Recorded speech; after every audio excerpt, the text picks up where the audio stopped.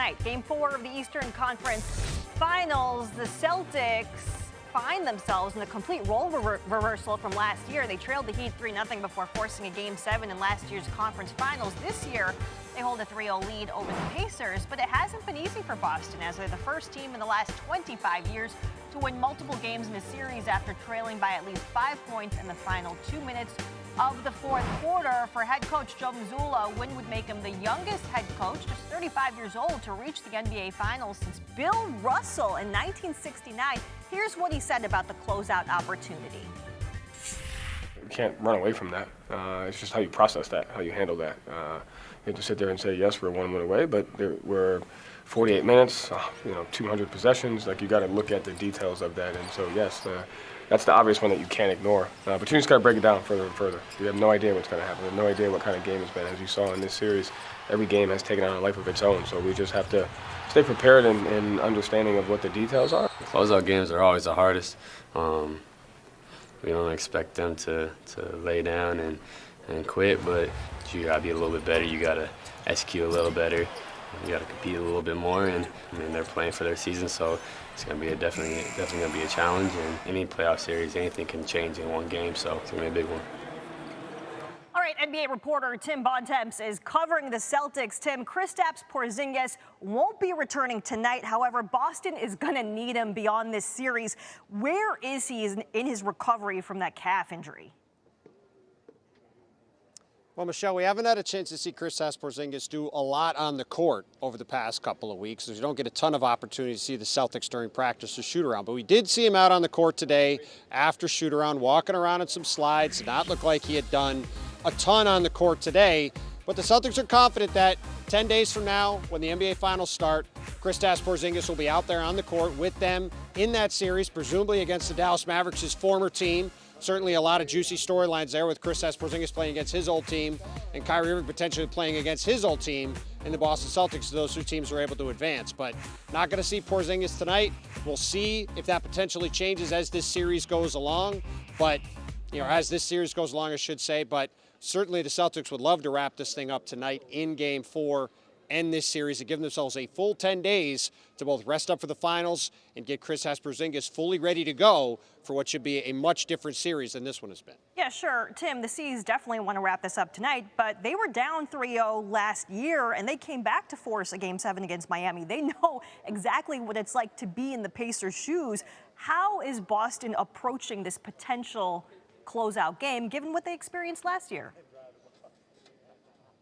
Well, Michelle, as you said, they know exactly where the Indiana Pacers are right now, and they know that this series can get a lot longer really quickly, and that's why the focus for them is to take care of business tonight, and knowing that Indiana's going to come out and play very hard. We saw that in Game 3. Andrew Nembhard had a fantastic game, filling in as the initiator for Tyrese Halliburton. Guys like Pascal Siakam, Miles Turner have a lot of playoff experience, and the Celtics know they're going to get the best shot from the Pacers. Going to be a heightened crowd here again tonight, coming off the Indy 500 yesterday. It was a great atmosphere in here on Saturday. It certainly will be again. And the Celtics know they're going to have to play like they did in the final 18 minutes of that game, when they controlled the tempo, controlled the game defensively, and came back from a big deficit and not put themselves in a big hole again. Because you go back to that Game 3, Andrew Nembhard hit a ton of threes. The rest of the Pacers basically hit none. And if that formula plays out again, they give up the same number of open threes they did the first 30 minutes of that game, this series very well could be going back to Boston for Game 5, and the Celtics do not want that to be happening. For the moment, the Celtics are rolling, Tim. They are 11-2 this postseason. Thank you. Michelle, they've been rolling all postseason, as you said. Great to welcome in 20-year NBA veteran Udonis Haslem to talk a little Celtics playoffs. And Udonis, they had the Heat. I don't want to besmirch the Heat by any stretch of the imagination. Cavaliers, now Pacers.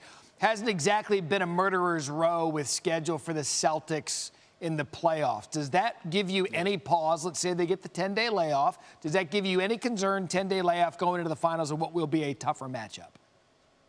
Yeah, I got to be honest with you, Matt. It definitely gives me a little bit of concern. I think when you're in the playoffs, you want to be tested. You want to be battle tested. And also when a team has their best player, you have that laser focus going into those games, locking into every single detail. And they just haven't had to have that laser focus in those games. But give them credit.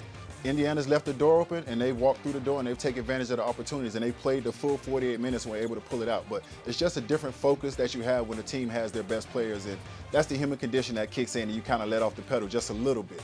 And then 10 days off, that's one of those things that it's interesting to talk about. Like, how much can a layoff of that long impact the start of a final series? We'll find out for both teams, especially if the Mavericks can put them away as well, can put their series away. We heard an update on Kristaps Porzingis. This guy was pivotal throughout the season for Boston. When he comes back, what kind of impact can he have on this team? I think he definitely has a huge impact on this team if they're able to go to the next round. You talk about a guy who's a switchable matchup, but Dallas doesn't switch. If Dallas is able to get through the next game, Dallas will not be switching those matchups. They're going to be drop deep big with their big guys. That's going to allow them to spray the ball back to Porzingis and shoot the three. So if he's available in the next round, he'll be an X factor. But I'm also looking for a guy like Drew Holiday to be an X factor on the defensive end of the ball. It's got a good story waiting to happen as well. Porzingis could be playing his former team in Dallas in the NBA Finals, but there's a lot of talent with the Celtics. They look to wrap this thing up tonight, 8 p.m. Eastern on ESPN. Speaking of Dallas, Udonis back in just a bit to talk about Dallas's dominance thus far in the postseason.